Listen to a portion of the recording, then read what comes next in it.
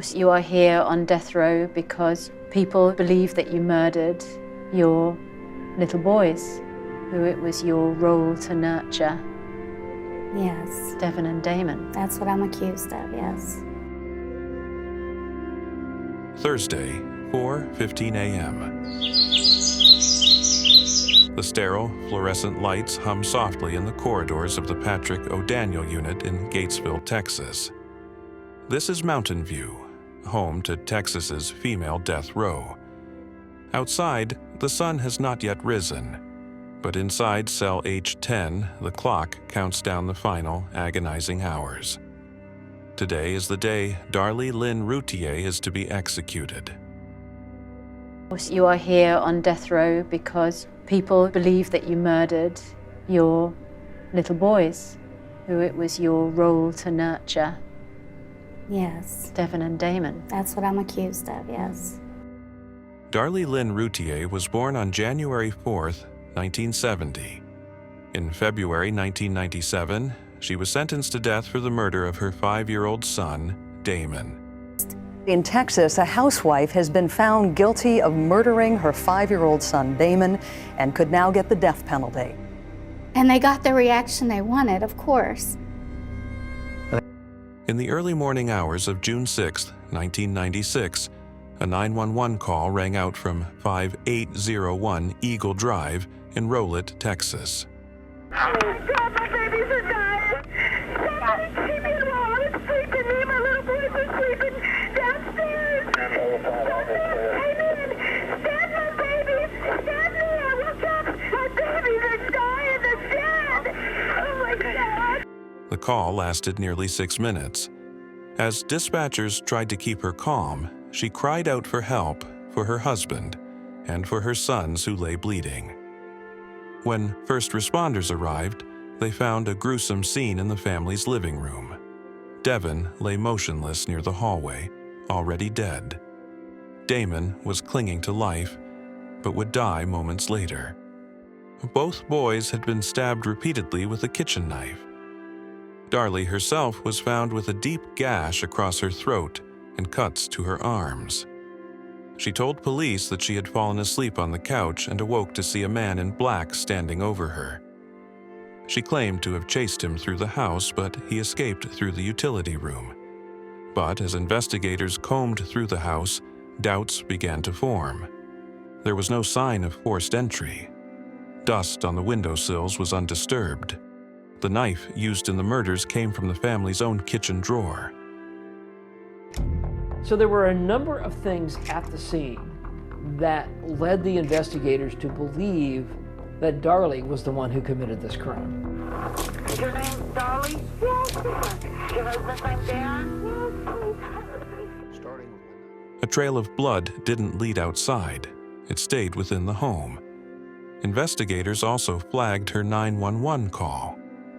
What she said, and what she didn't, raised suspicion early on. Her comment about picking up the knife and worrying about fingerprints struck detectives as oddly specific, too composed for the chaos unfolding around her. Prosecutors argued that Darlier's wounds were superficial and self-inflicted. They said the crime scene was staged to support a false narrative. They pointed to financial stress, overdue bills, and life insurance policies as a possible motive. Despite the divided opinions, the jury convicted her. For over 27 years, Darlier Routier has lived on death row. 4:30 a.m. The knock comes earlier than the standard wake-up. On a normal day, Footprints. The knife was laying over there and I already picked it up. Okay, it's all right. It's okay. I got the prints, baby. this would be the hour Darlier begins her quiet routine. Washing up, dressing, preparing for work detail. But today, there is no work, no yard, no television. The thin layer of normalcy is gone. A guard steps into view. Calm, measured. Darlier is told. My reaction when I heard that one was just of disbelief. She's got 2 children dying in front of her. Boy, that thing that comes to her mind is fingerprints. Common sense tells me no mother would ever make a statement like that. The only inference we could draw was she was setting up why you're not going to find an intruder's fingerprints on there. The final stay has been denied. The last legal door has closed. This is it, the moment she has fought against for decades. Outside, the news breaks. The courts have ruled for the last time. Years of appeals over alleged trial errors, crime scene inconsistencies, and battles for new DNA testing have reached an end. The bloodied sock found 75 yards away, stained with the boy's blood and matching her husband's, seen by defense as key evidence of an intruder, dismissed by prosecutors as staged. The unidentified fingerprint on the glass table. Experts disagreed whether it was even testable. The prosecution leaned heavily on forensic interpretation, blood spatter, wound analysis, scene reconstruction. The defense challenged it all. Reaction split. Supporters protest, still convinced she's innocent. Others say justice for Damon and Devon has finally come, possible exoneration. She sees herself as a victim, of an intruder, of the justice system, of the media. Her strength comes from supporters and faith. She believes she'll be a.m., the visitation room, divided by glass. Here, Darlie sees her family and legal team one final time. Her mother, Darlie Key, who never lost faith. Her youngest son, Drake, who still visits and believes. Her fiancé, Darren, whom she met while on death row. And the lawyers who fought for decades, convinced mistakes were made, that evidence was ignored or misread. They talk, they cry. Hands press against glass, desperate to convey decades of love in just a few hours. Darlie clutches a photo of Drake. She comforts where she can. She repeats what she's always said. She's innocent. She believes she'll see Damon and Devon again. This would be the hour Darlie begins her quiet routine. Washing up, dressing, preparing for work detail. But today, there is no work, no yard. Inside, her inner world is layered. She's long claimed she couldn't live with herself had she done it. She says her conscience is clear, but there are moments of fear, especially of the needle. She speaks of hope. DNA tests, a possible exoneration. She sees herself as a victim, of an intruder, of the justice system, of the media. Her strength comes from supporters and faith. She believes she'll be reunited with her boys in heaven. Kale Arumarni Padinaindu Nimdam. There is little to prepare. Inmates are allowed only basic items. She must wear prison-issued clothing.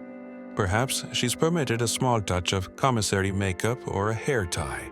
Small gestures to reclaim identity.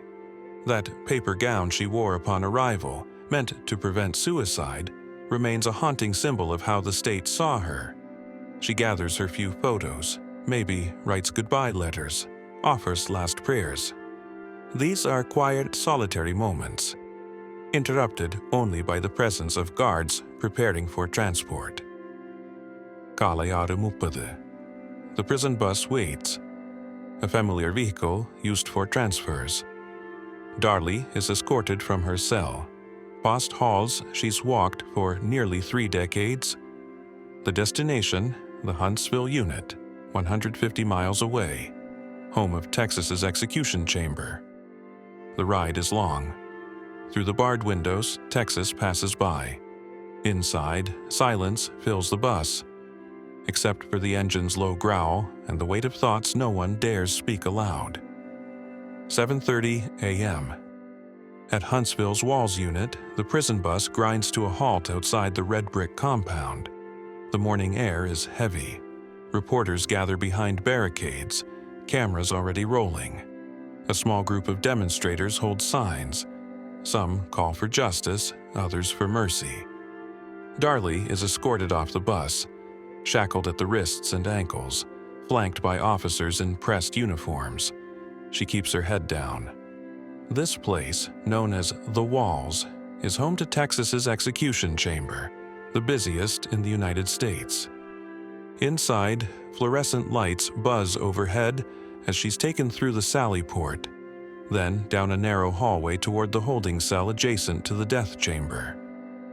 This is where she'll spend her final hours, under constant observation, with little more than a metal bench and a clock she can't help but glance at. She is offered a final meal, though it's unclear if she eats. She may speak briefly with a chaplain, review a statement, or write a last note. There is no mirror in the cell, just cold walls, a steel toilet, and the sound of guards exchanging clipped instructions outside the door. Across the hall, the chamber is prepared. Medical staff checks the IV lines. The gurney is wiped down, the restraint straps laid flat. Witnesses begin to arrive. A few family members, members of the press, and prison officials. Their names are checked against a list. Back in the holding cell, the minutes stretch long. If she requested a final statement, she'll have a chance to read it soon. If not, she'll be asked if she has anything to say.